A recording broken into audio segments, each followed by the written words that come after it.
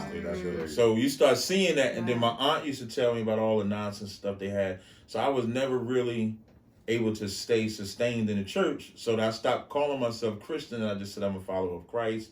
Right. I used to listen to Malcolm, and I thought Malcolm was real powerful in his message. This is in the 90s when I'm younger. Mm-hmm. And so I'm thinking Malcolm is real powerful in his message, but the scriptures would always say there would be no prophet after Christ. And, the Muslims believe Muhammad is the prophet after Christ. Right. So that's why I couldn't be a Muslim. Right. And so around about 32 or 3, which is when I became an Israelite, or found out I was an Israelite, I should say, is I used to watch them, I started seeing on YouTube them blood sacrifice videos, like with Jay-Z make this blood sacrifice or whatever. Oh, right. Like the Illuminati. Yeah, like the Illuminati. Okay. So, for a young cat, you be in the world smoking some weed or something like that, blood sacrifice. Ooh, let me watch that. So that was me. So I'm watching the video, and as I'm watching the video, I see a link that says black people are Israelites. And I used to always hear that, like Whitney Houston and them used to say that. Whitney Houston and Bobby Brown, they had went to Israel,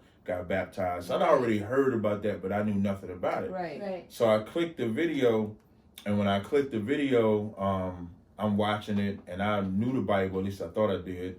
And so as I'm watching it, it started making sense. So I contact one of the cats that was making those sacrifice videos, because he was also one of the ones doing the Israelite videos. Mm-hmm. So I contacted him, and I met him first.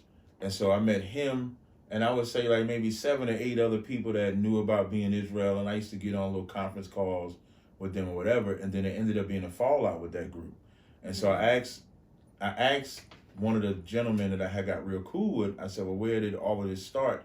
And he's the one that told me about ISUPK. I had never heard of ISUPK prior to that. Okay. So he sent me the link to the radio show, which was Commander Jenny Yohana's radio show every Monday night on the Grill. Mm-hmm. And so I watched that show, and then I emailed them to see where they are at.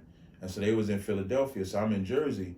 And so they said, we'll be at the convention center on 12th and Market. So I thought that when I was going to the convention center, I'm going into a setting not small like this, but in a room. Right. You know what I mean? Where somebody going to be teaching. I never knew about street teachings, going on the streets and nothing like that. So when I got down there, I didn't see nobody at first.